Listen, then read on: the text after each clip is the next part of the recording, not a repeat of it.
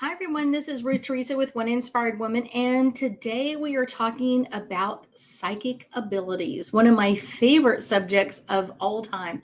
I love talking about psychic abilities. I love informing people of what abilities you have, how to use them, how to keep them protected. So we are going to be talking about the psychic gift Clairvoyant today, and then I'll be doing some angel cards and hopefully get us a little bit deeper insight because really psychic abilities is something that I truly believe that everybody has. So psychic abilities is something that everybody has access to them. They may call them other things, or they may say, oh, I don't have psychic abilities, but all of a sudden they're saying like, oh, I have a gut feeling about this, or I thought I saw something, or I feel weird over here, or something like that. And they're kind of really talking about their psychic abilities. If you're checking in, let me know that you're here. Stop by and say hi. We are talking about the psychic gift Clairvoyant tonight. And so if you have any clairvoyant questions, let me see them. Let me have them. Maybe I'll answer your question on live. So kind of really clairvoyant is being able to see beyond the normal range of perception. People who claim to have this ability kind of perceive like visions or images, and this could even going into kind of seeing or having really amazing dreams. And that's one of the reasons why clairvoyant kind of came up for me tonight, is because pretty soon we're going to have Neptune going into retrograde, and Neptune really just amps up our dream life. When Neptune is in retrograde, Neptune really amps up kind of having bizarre dreams, or having interesting dreams, or dreams that you kind of wake up and you're like, I'm not really sure what that meant, or I'm not sure what I'm supposed to do with that information. So you'll start having like crazier, stranger dreams. Some of them can be quite bizarre. The other night I had a dream that I was swallowed by a snake. And so that was always like a really interesting one. I thought it was really kind of fun. I've had all kinds of crazy dreams, but I usually have more of the really, really crazy ones in pre-shadow as the planet is getting ready to go into retrograde. And then when it goes into retrograde, it calms out for a little bit and then they come up high again. So, but clairvoyant could also be it really just means clear seeing. Clair meaning clear, and voyant means seen. And it can be anything that you see. It's the ability to see ghosts, angels, archangels, or even energy. A lot of times people use the term clairvoyant to really, as if it's kind of like the same thing as calling someone psychic. It's not really the same thing.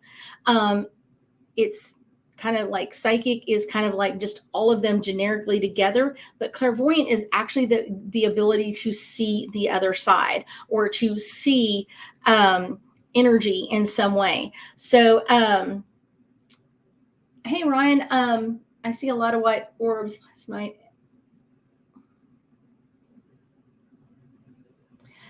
A lot of times that's kind of what we're talking about tonight, is the white orbs. And that's kind of the way angels and guides will come into you, is they'll kind of have a white orb.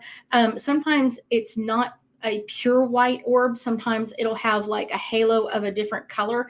And usually that halo is telling you if it's an archangel, your guardian angel, or other things. So that's kind of like that little halo. Sometimes you'll see like white, but if you really were to stare at it for a moment, it'll look like it'll have like a halo of another color around it, almost kind of like this really odd twinge of color. So that's what we're talking about.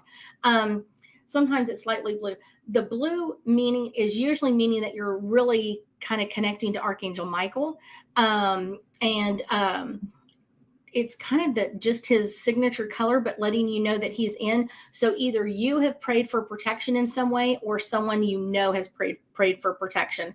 But a lot of times people are talking about like psychic gifts, but they're using clairvoyant as like the main one, but it's not really only the main one. You have other ones like clairaudient, clairsensitive, claircognitive, among others. A lot of times people say there's 4 clairs. There's actually like 8 of them altogether, if you kind of really do that. A lot of times when people get messages in a clairvoyant way. You're very welcome, Ryan. Hopefully you stay around. If you have some other questions, stay around. Clairvoyant messages arrive, a lot of times they can arrive from the other side as a single image. Sometimes it's a few single images, like kind of like almost like snapshots of kind of like, here's a picture, and here's a picture, and you have to kind of place them in order. Or sometimes they'll come in as a short video clip. So you'll have like a couple of ones kind of segmented together. And some of the video clips come in and they can be actually quite long. Some of them can be a little bit more like in detailed or information.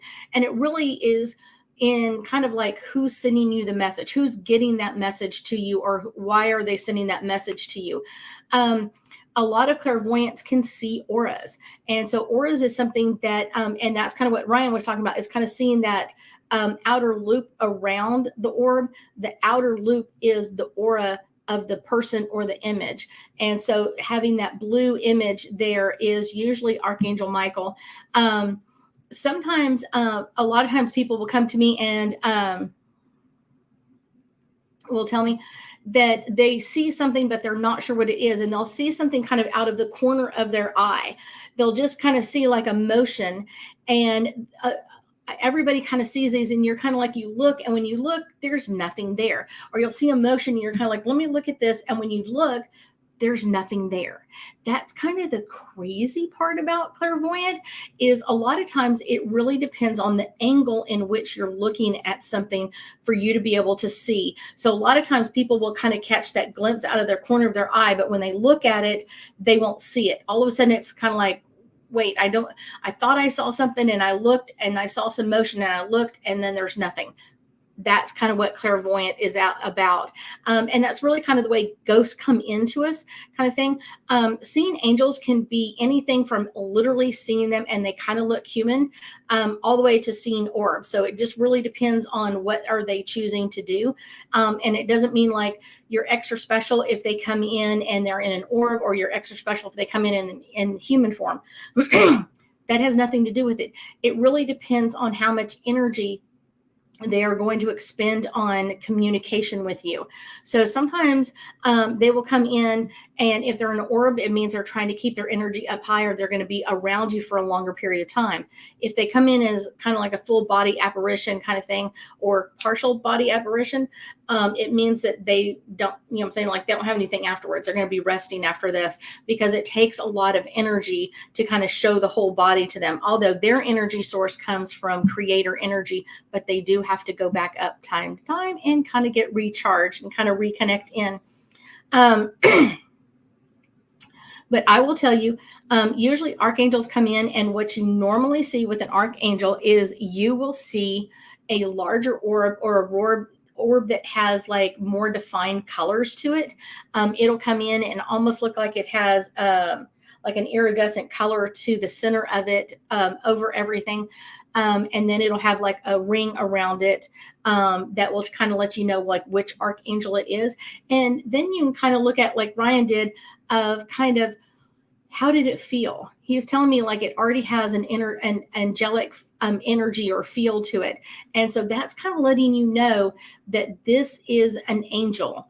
It doesn't always tell you like it's an archangel. It just tells you like it's an angel energy. So keeping aware of that is really important.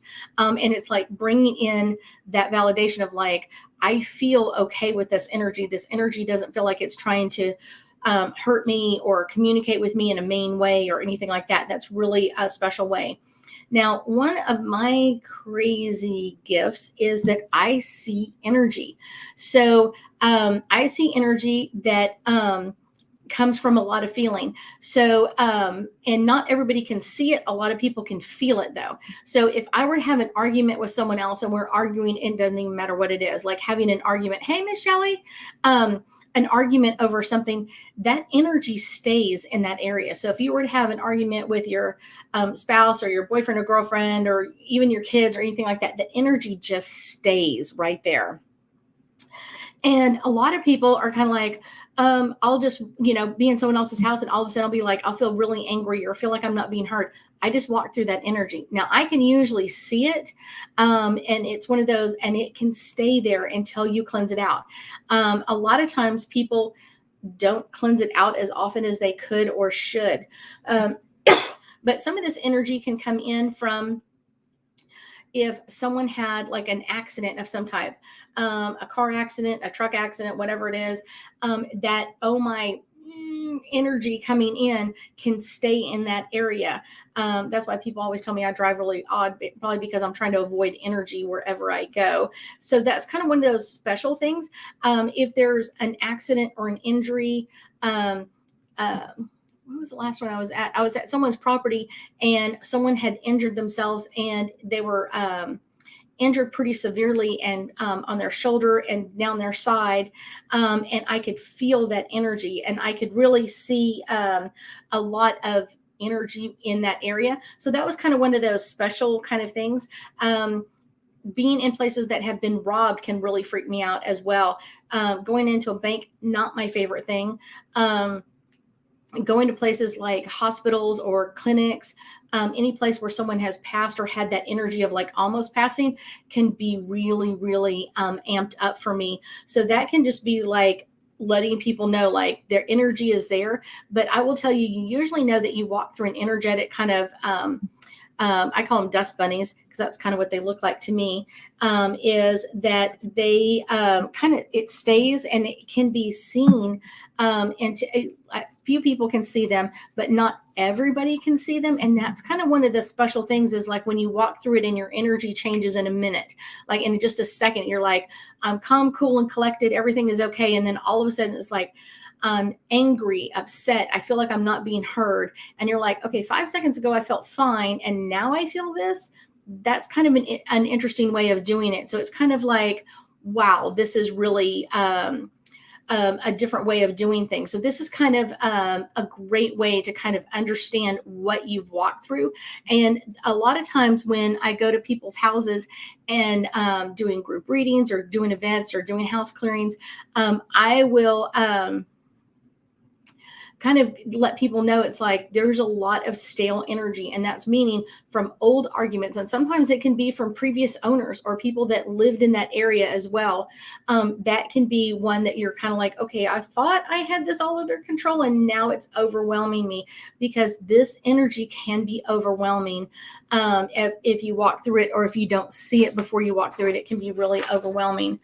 So Chris on YouTube, I'm sorry, Instagram. Do you have any books of any types of energy that you were talking about? There are a lot of books out there. I will tell you, it's one of those, most of them are, it's really just kind of talking about like one type of energy. So someone will talk about like just clairvoyant, but they'll only talk about one type of clairvoyant, like maybe seeing ghosts or seeing angels, but they're not talking about all the other types of energy. And that's where it can be a little overwhelming, because it's kind of like now you have to read like 15 books to just understand one clairvoyant gift. So it's kind of like, okay, that kind of makes it a little bit hard or difficult. One of the things I think is really important to kind of understand is that you have to getting into a class where someone is able to teach you how to do this and able to kind of take those questions. I had a student that joined one of my last Psychic 101 classes, and they were talking about they had gone to a class but it was all online, and you could not literally ask the teacher questions. You had to like text it to her or message it to her, and then only if she answered your question did you get it answered. But a lot of times they're only answering the question because like in the way that they understand it, but they're not kind of like opening up to all the possibilities. Clairvoyant has so many different things. It's all about talking about feeling, seeing energy, seeing angel energy, seeing a ghost energy, seeing negative energy or accident energy. It's all about the energy, the seeing part of it. And everybody kind of sees it a little bit differently. And that's kind of the best way to open up to that is the energy is different for each person. And so you have to find someone who's willing to kind of look at it from your perspective or to see it through your perspective.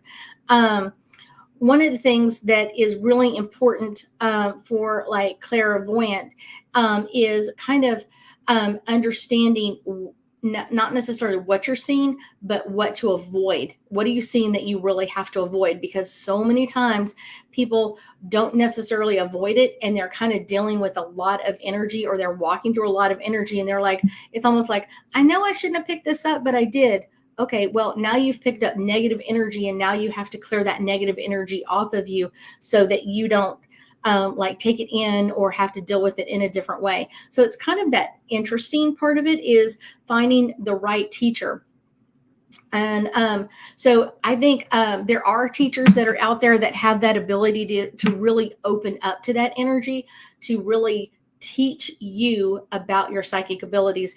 Because even being able to see auras where you're looking at different colors, how do you read the auras? How do you interact with the aura energy? Are you able to fix, change, or modify the aura energy to help that person heal or fix something with their lives? That's all important, but it's learning how to get to that part.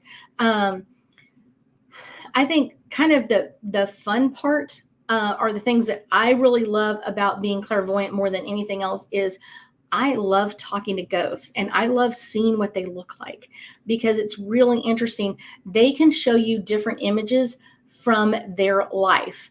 So they can show you what they look like as a small child or a toddler, to an older child, to maybe 10 or 11 years old, to kind of like a teenager, and kind of like they can show you images of what they look like all the way through their life. And that's a really interesting part. And I've only met a few other people that are able to do this, but I'm able to like look through the ghost's eyes. I guess that sounds weird when I say it out loud. It's like, that sounds really interesting. But I can see their life through their eyes. So kind of like their eyes are my projector. I'm looking through their eyes to kind of see what they see, or see how they've interact with other people around them. Kind of like, how did they interact with their grandmother? How did they interact with their mom or dad? How did they interact with their dog or their brother or sister? Kind of seeing that energy a lot differently than most people. And that's kind of strange. I'm also kind of weirdly able to look through ghost eyes. Kind of like I said, it's kind of like, that's the interesting part, but also being able to see things when people talk about something. And I've met more of these that are able to do that, which is kind of the fun part, is when someone is talking about something, I can see the image in their head. I can see that image. So if they're talking about like their childhood home, I can see that image. I can see it for what they saw it from their perspective.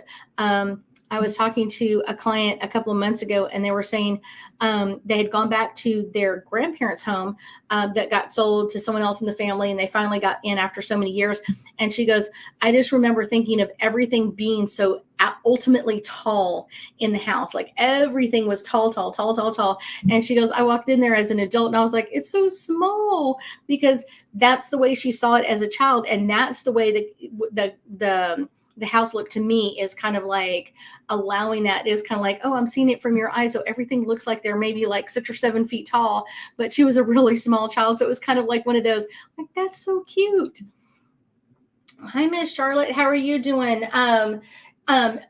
If you have any questions about our gift or abilities, clairvoyant, I will take those questions if anybody does, and check in and say hi with me. I love when people kind of check in and let me know where you're from. That's kind of the fun part. I'm going to keep talking about clairvoyant because it's really an important gift. And I think it's one of the major gifts that most people have in some degree. I will say kind of clairsensitive is the major one that most people have, but I will say that one of the next one is the clairvoyant gift. People will see things, like I said, out of the corner of their eyes, but they're not really sure like what they saw there. They only saw just an image of it, or they saw something move, but then they didn't look at it, or if they did, they kind of didn't recognize what it was, or what it, how it came through.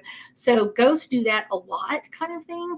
I think that's the fun part. I think that's the really fun part, is to be able to see them. And like I said, my favorite part is being able to connect with ghosts and kind of see things through their lives. I'm going to pull some angel cards, and unless y'all have some questions, I'm going to pull some angel cards just about the gift clairvoyant. I think kind of one of the major things to know about clairvoyant is to keep, it's kind of showing you what you should protect your energy from, because what that energy is kind of showing you so you can avoid it. It's kind of like showing you where someone had an argument so you can avoid that area. That's really important. And it can be really important as you move into kind of understanding where you're going with your gifts and abilities. And the more you keep your energy clear and cleansed, it'll be easier. The first one, signs. This is the signs. When you want to see something, that's what's coming in as a sign. Signs come in so many different ways. And I guarantee you, kind of people ask for signs in some crazy ways. They will kind of expect the signs to kind of be something really obvious. And so many times they're like, I want a sign, I want a sign, I want a sign. But when they see it, they're going, oh, the air conditioner must have turned on and moved it, or the dog moved it with their tail, or whatever else. They're asking for a sign. And then as soon as they get the sign, they're kind of discounting it. It's like, doesn't mean you have to believe it every time, but kind of make sure that it's something that will be obvious to you, like something is moved where it's not going to be moved by the air conditioner or by the dog's tail or whatever else. And asking for signs, a really clear sign is that what you really have to ask for is that really clear sign of what do I need to know, or what do I need to avoid, kind of thing. The next one is surrender and release. I will tell you that I do that more than anything else. When I walk through negative energy or my energy changes quickly, I know that I've walked through some energy, or I didn't avoid it as well as I thought I could. But as soon as I can, I am releasing and surrendering that energy to the other side, because I do not want to hold on to it. I do not in any way, shape, or form want to hold on to that negative energy. It can be overwhelming, and it can be overwhelming not only for you, but your family as well, because all of a sudden you're angry, all of a sudden you're mad, all of a sudden you're acting like no one's been listening to you for days, and you're like, we were having a conversation and we were talking, and now you're acting all crazy about it. That's it. Enchantment. Your angels and guides are always enchanted to talk to you. They love to get your information. They love to talk to you about what you're doing, or how you're doing things, or what's coming up for you, or what you want to come up to you. So it's kind of like letting them know, or getting them on the same page is really, really important. And I think a lot of times people don't like discount that too much.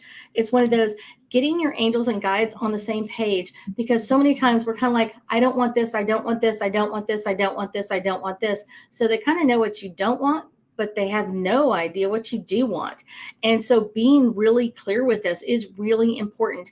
Being clear when you communicate with your angels and guides is really important. It is ultimately important to understand that there is messages that you're getting a clear message, and what is the message? You've got to get it really, really clear. The next one is freedom.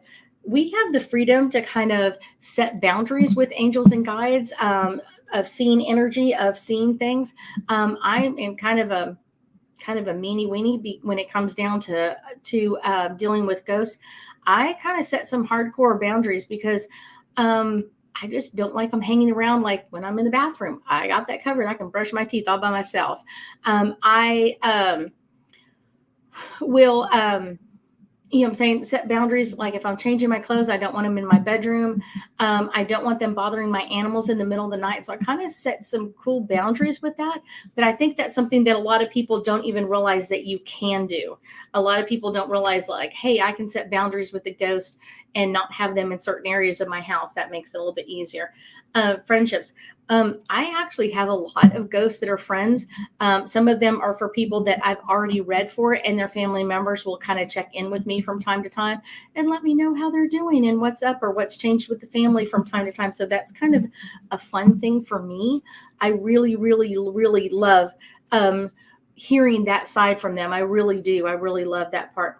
Listening. I love listening to their stories. I love ghost stories more than anything else. Now, I like angel stories, but ghost stories are the absolute best, because I get to learn about someone else's life that I have no idea about. That's the fun part. So a lot of times, ghosts will tell you kind of like what their life was, or kind of when they got up in the morning, or whatever it is. And I have talked to ghosts that have died, 2,000 years ago, 3,000 years ago. 100 years ago. Kind of, I love that part. I kind of love being a part of their life and kind of getting to know them in some very interesting ways. So I kind of get a great perspective of what's going on, how things have shifted and changed, and really understand like how they felt about their life. That's the really cool part.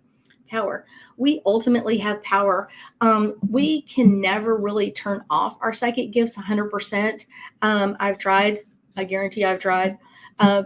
But you can turn them way down, and sometimes it doesn't affect you near as much as it would normally.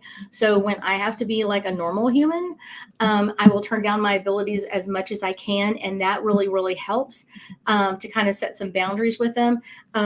And kind of like if I'm doing something with a family function, I will turn it down as much as I can, so it doesn't affect me near as much as it normally would or normally could.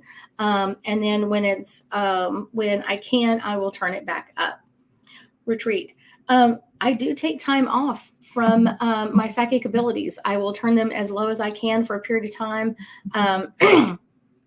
If I'm on a family trip or doing something with my family, I will retreat from them for quite a period of time. And I'll tell all the ghosts that stop by, it's like, I love you, but now's not a good time. It's kind of like you called at the wrong time. Leave a message and I'll get back to you. And that's kind of the fun part, because I love communicating with ghosts, but when it's only when it's good for me, because sometimes they'll show up at some weird times.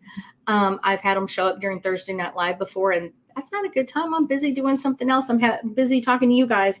And so that kind of can distract you. So I kind of let them know like, hey, this is not the time. So let's plan another time. My next card is music. I think music is something that kind of really comforts them. It makes them feel a part of what's going on. I love to play music when I'm not at home. Of course, I have a dog and she loves the music too. But I love to play the music because it really does help calm the ghost down. It really does calm the ghost for the dog anyway. And whatever noise that ghost was going to make kind of makes it a little bit harder for the dog to hear. Serenity. I feel so much peace and so much serenity when I am with my ghost friends. I feel completely protected. I never feel bad. I never feel upset or anything like that. There are ghosts that have bad energy, that lived really harsh lives. Some of them, some of their deaths were not all that easy to go through. But it's one of those, usually if they had a good life, that energy will come back through eventually. So that's something kind of important to know. But I love talking to them. They bring me a lot of peace and a lot of comfort. And the next one, romance. I have had a lot of ghosts that have a lot of love to give back to their family. They'll talk about like family events or weddings, birthdays, kind of bar mitzvahs, bat mitzvahs, all kinds of stuff to come in, parties, celebrations, they will come in, graduations. I've had them come and send flowers to other people and kind of like let me know that they are really there. They are really celebrating with them. And that's really an interesting part. Ideas and inspirations. I think the best part that ghosts help me with is kind of, what do I want to do in my life, or what do I want to do for the day? Do I want to do this or want to do that? And they really kind of help incorporate what I want to do in my life, how I want to deal with life, how I want to move through my life. And sometimes they give me some really great suggestions. I often tell people that probably the best suggestions in life are the ones because you've learned in failure. Anything you've learned in failure, you've probably learned pretty well. And that's an interesting way to kind of learn things. If you always have a success, you always have a success, which means you don't ever learn how to deal with the failure part of it. So the failure part of it for me is like hearing what they've done wrong or how they did things wrong, and kind of how they fixed it on the other side and how they plan to fix it now. That is a really, really cool part. One of my favorite parts. If you are interested in joining me for one of my classes, I will do a Psychic 101. I've been prompted by a couple of people. I will try to do a Psychic 101, hopefully in the office. I may do one online as well. If you want more information, you can go to my website at www.ruththeresa.com/psychic workshop. There's a lot of information there. And once we get the date scheduled, if you are one of my newsletter people and you want to join my newsletter, it will be at my website. You can go through it and click in there, and you will know first what happens. You will be invited to a kickoff meeting. We'll set up dates and times and information like that. I do have a lot of my clients from all over the United States join in when we do classes online. If they're online, they love that part. I love it too. I get to learn about their lives and kind of help them through what's going on with them. I thank you so much for joining me tonight, and I know that we'll be talking again soon.